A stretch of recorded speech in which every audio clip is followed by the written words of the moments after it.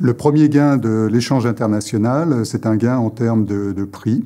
Pour les consommateurs, tout d'abord, qui peuvent obtenir les biens et les services dont ils ont besoin à des conditions plus avantageuses. Pour les entreprises, ensuite, qui ont leur consommation intermédiaire à des conditions également plus avantageuses. Le deuxième gain, c'est un gain en termes de variété. Il y a plus d'offres. Et donc, c'est quelque chose qui est source de satisfaction pour les consommateurs et source d'efficacité et de productivité pour les entreprises. Le troisième gain, c'est un gain en matière de concurrence. La concurrence est renforcée. Les entreprises doivent baisser leurs prix, réduire leurs marges, ce qui est bon pour le consommateur. Et enfin, il y a une sélection des firmes les moins efficaces qui doivent sortir du marché. Et à la fin, chaque pays va orienter ses ressources dans les activités les plus efficaces. La raison pour laquelle les économies ont intérêt à l'échange international, c'est que ça leur permet de se spécialiser dans la production des biens qu'elles produisent avec un avantage comparatif de manière relativement plus efficace. Cette spécialisation va permettre à chaque économie nationale d'utiliser ses ressources productives d'une manière plus efficace et donc, à l'agrégé, de produire un niveau de revenu national plus important. Les évidences empiriques récentes montrent que, au niveau agrégé, le commerce international a eu des effets bénéfiques en termes de développement.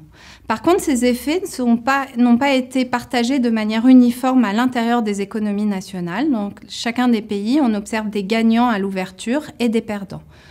Dans les données américaines, on observe par exemple que les travailleurs relativement peu qualifiés ont perdu à l'ouverture au commerce en termes de revenus réels et aussi parce que le taux de chômage sur ces populations a eu tendance à augmenter.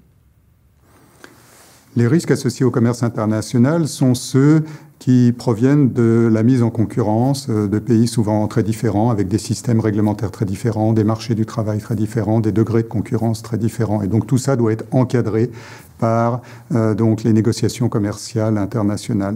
En même temps, il y a des risques peut-être encore beaucoup plus grands à la fermeture, puisqu'on s'isole du progrès technique, on s'isole de la possibilité d'acquérir des biens et des services dans des conditions plus avantageuses.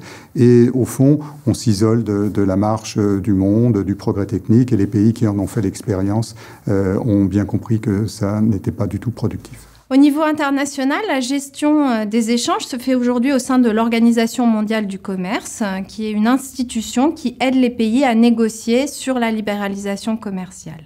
De plus en plus, les échanges se font aujourd'hui au niveau régional, au sein de zones de libre-échange, comme par exemple l'Union européenne ou la zone de libre-échange nord-américaine. Enfin, les économies nationales mettent en place des politiques économiques qui aident à la mutation de l'économie au nouvel environnement concurrentiel. Ces politiques passent notamment par des politiques de formation des individus, soit au niveau initial ou en formation continue, pour aider les travailleurs à s'ajuster à la demande mondiale de qualification. J'ajouterais que le commerce international devant être encadré par des règles, ces règles doivent être négociées au niveau international lors de la signature des accords multilatéraux ou des accords régionaux. Cette négociation doit se faire en toute transparence par rapport à la société civile, puisque l'on touche aux règles sanitaires, aux règles techniques, aux règles sociales, et ça n'est qu'à cette condition de transparence que les accords régionaux futurs pourront être acceptables par la société civile.